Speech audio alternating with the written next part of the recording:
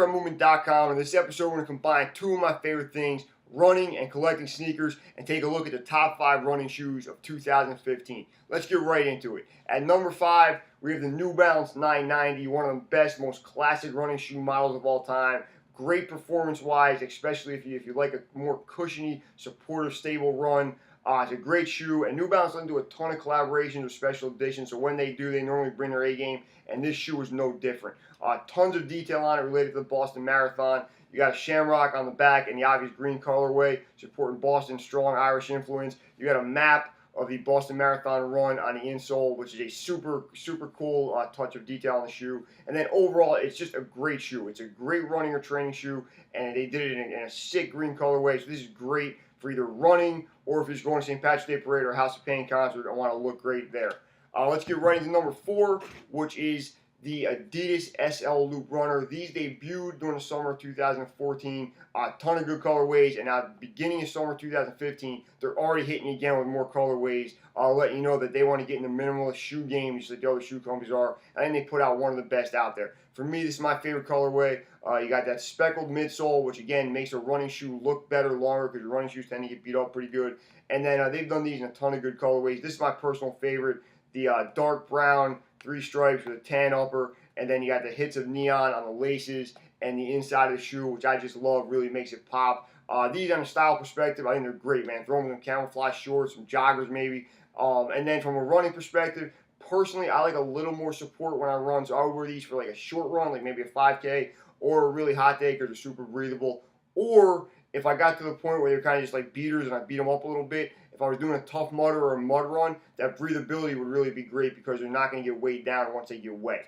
My number 3 running shoe of the summer of 2015 is the Asics Gel Light 3. Ronnie Fieg has been designing these for Asics for the last couple of years, and he's done some that are super hard to get. These are not the case with these. These I got in a regular mall store, but this is my personal favorite colorway of these. The black and rust colorway would look, style-wise, look great with a ton of stuff, including this sweatshirt I have on right now from Runapalooza, which is a great event we do every year up in New Jersey. And then the only thing on this shoe is distinctive that I like from a style perspective, don't love from a performance perspective, is the split tongue. I think that kind of goes in the category of like the Reebok Pump or the Puma Disc, something that looks great but doesn't, really do a great job performance-wise. My number 2 running shoe of 2015 is my favorite running shoe style-wise of all time, and that is the Nike Air Max 95. From a performance perspective, let's be honest, things have gotten better in 20 years, or 20 years removed, things get better. From a style perspective, I don't think Nike or really anyone else has done a better running shoe than this in this colorway.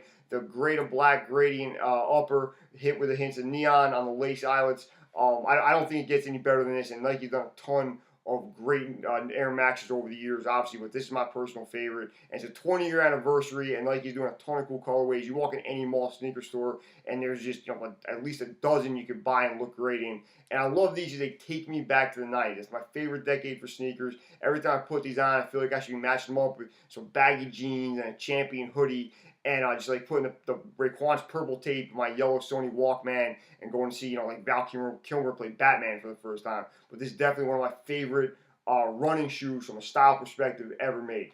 And we're going to wrap it up with my number 1 running shoe for 2015, taking a different direction, and hit with a performance shoe, which is the Asics Gel Kayano. This is the 21s are out right now. Great thing about these shoes are they last forever. I'm probably getting a couple more 100 miles of these and then go out and get the 21s before the end of the running season. From a style perspective, they're pretty good. As far as running shoes go, performance shoes go, they make these in enough colorways every year where you'll find one you like. Would I wear them with jeans out at night?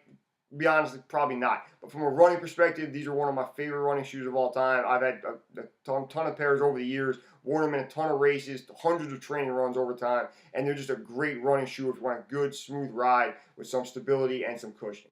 Okay, so make sure you check me out on Twitter, Instagram, and SneakerTube TV at Mr. Fifth Round. And just to wrap it up, my top 5 running shoes of 2015 are the New Balance 990 Boston Marathon Edition, the Adidas SL Loop Runner, the Asics Gel Light 3, the Nike Air Max 95, and the Asics Gel Kayano. This is the 2021s are in stores now.